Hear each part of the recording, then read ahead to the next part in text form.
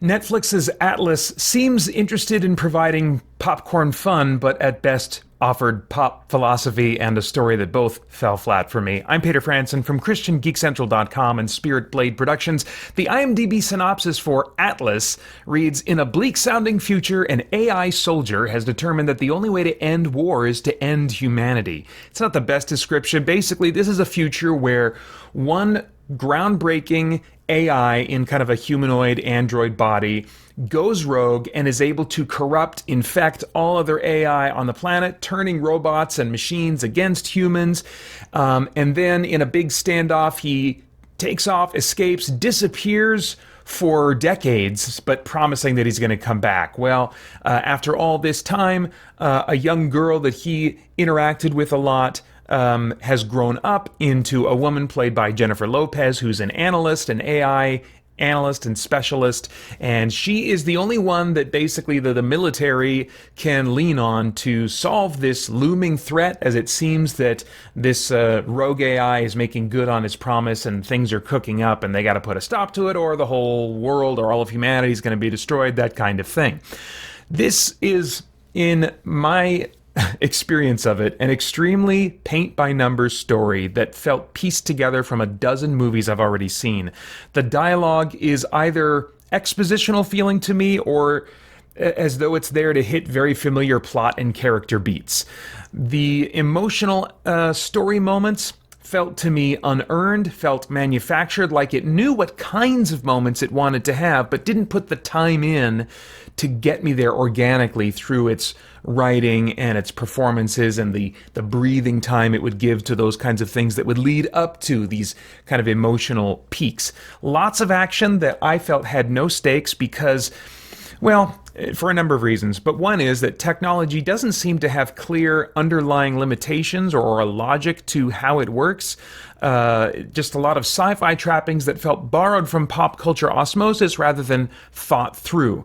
Now, that doesn't necessarily need to be a problem. Some, sci-fi doesn't have to be thought out that way, but if that's going to be how they handle the sci-fi elements, then I need some really grounded and relatable characters, heroes with motivations that I can connect with and get on board with, that I can relate to, so I can connect on that level. But that wasn't something that the script was really giving a lot of time and attention to. And there was also numerous unfunny jokes, a la Marvel and Disney these days, that only helped further remove any sense of stakes for me.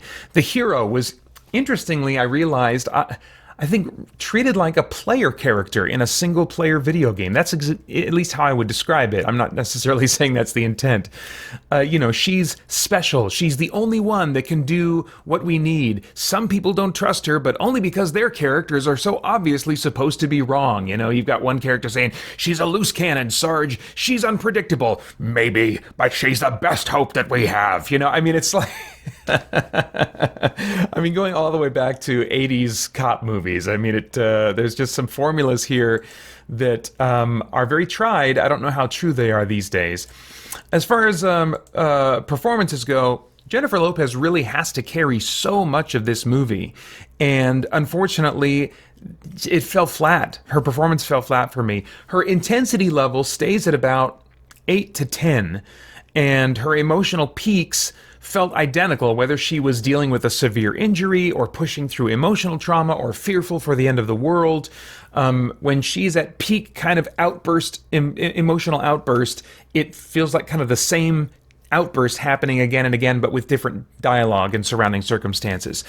So she didn't have enough variation in her emotional expression to feel like a real person. And that's the same for other times where she was just kind of being serious and focused. It was just a lot of like the same few flavors that I felt like I was getting from her performance. And so she just did not feel like a person that I could relate to. As far as stunts and visuals go, lots of CG all over the place. So if that's the main thing you want, you can check that box. 10 years ago in a theater, with a big enough screen and loud enough sound cranked up, I might have felt like I was having a good time just on the basis of all the CG and the explosions and the spectacle. Maybe at least now and then I would have felt like I don't know if 10 years ago I still wouldn't have felt like I was having fun through this whole movie, but maybe there'd be some moments just from the sheer intensity of that viewing environment. But today, I want so much more attention given to, let's say, physics for starters in CG. The mechs in this movie start and stop movement with little sense of weight or inertia, and it drains them of any sense of presence for me as a result. Basically, it felt like they had Disney's MCU and Star Wars teams do the visual effects here. A lot of spectacle, but lacking a sense of true weight, presence, and consequence. All right, themes. Is there anything of moral, philosophical, or spiritual significance going on in the themes of this thing that could trigger some worthwhile thought or conversation? Yeah, definitely. They're really playing with AI personhood. And usually we see movies kind of lean in one direction or the other. Like we should value AI, see them as persons, see them as potentially equally persons, just as humans are. Or you go the Terminator route and you say, look out, AI, they're not persons, they're cold, and they could be dangerous. We cannot think of them as persons. And this movie kind of seems to want to represent some of both. But with ultimately coming down on the side of AI are persons. They can just be bad persons or good persons, you know. It starts with a robot saying that its pronouns were she, her, and not it, which felt like this very present day, in the moment anachronism brought forward into the future here.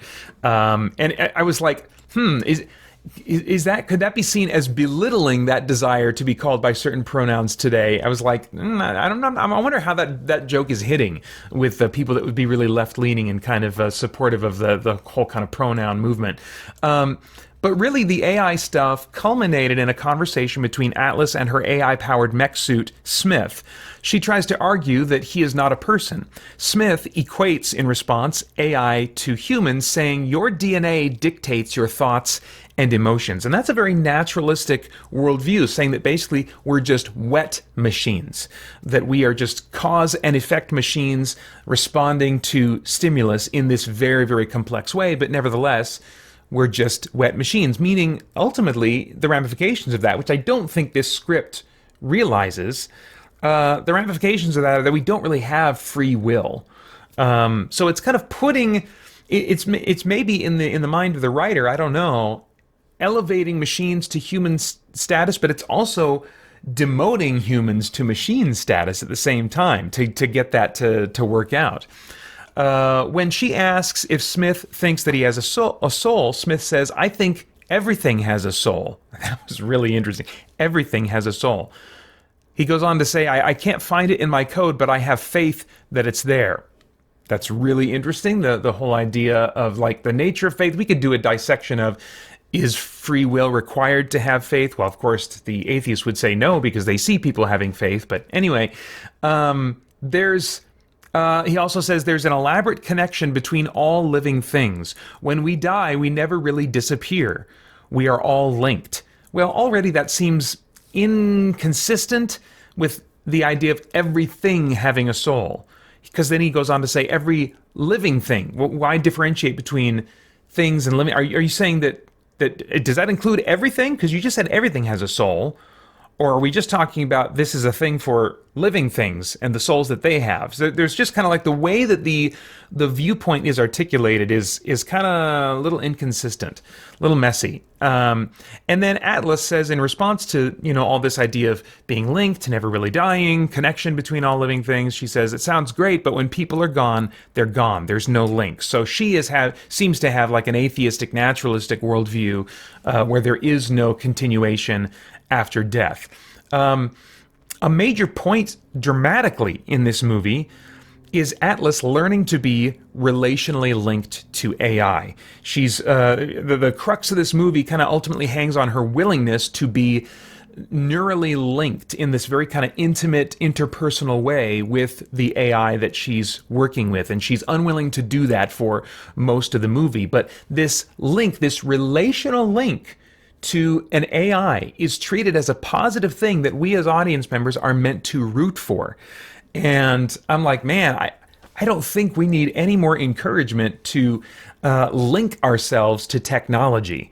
There's so much of that going on that actually distracts us and hinders us from investing in real people relationships. So any encouragement to like further give ourselves over to relationship with technology is, kind of rubs me the wrong way. But anyway, Atlas's naturalistic view about the lack of a human soul and non-continuance after death, I think, is meant to be seen as bleak and unsavory. We're meant to find Smith's view more appealing.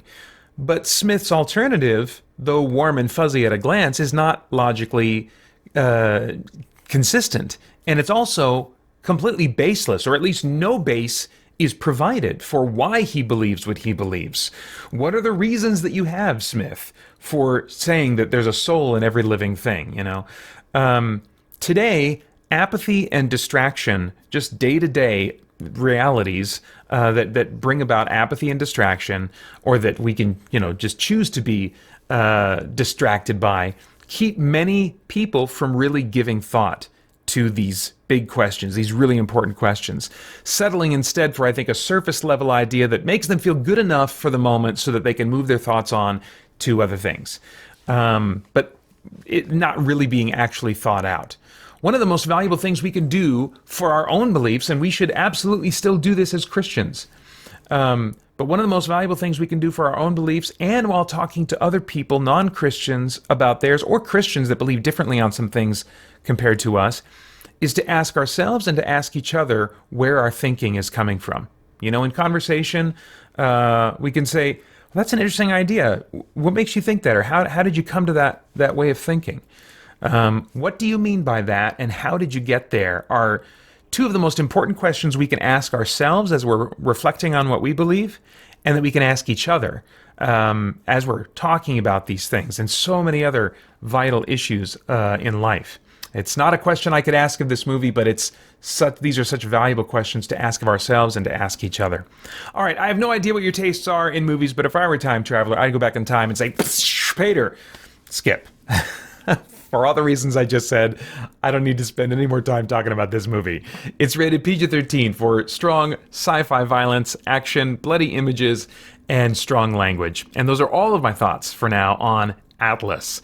As always, I'd love to get your thoughts and reactions in the comments below. Please like, share, subscribe, click that bell to stay connected. I want to thank the Spirit Blade Insiders for making this review possible. You can get info about the benefits of joining over at patreon.com/Spirit Productions. And as always, I hope you check out our podcast and stay connected to all CGC content at christiangeekcentral.com as we continue to geek out and seek the truth. For more chat about geek entertainment, answers to your questions, and news from the wider world of Christian geekery, get the Christian Geek Central podcast today on iTunes and other podcast services.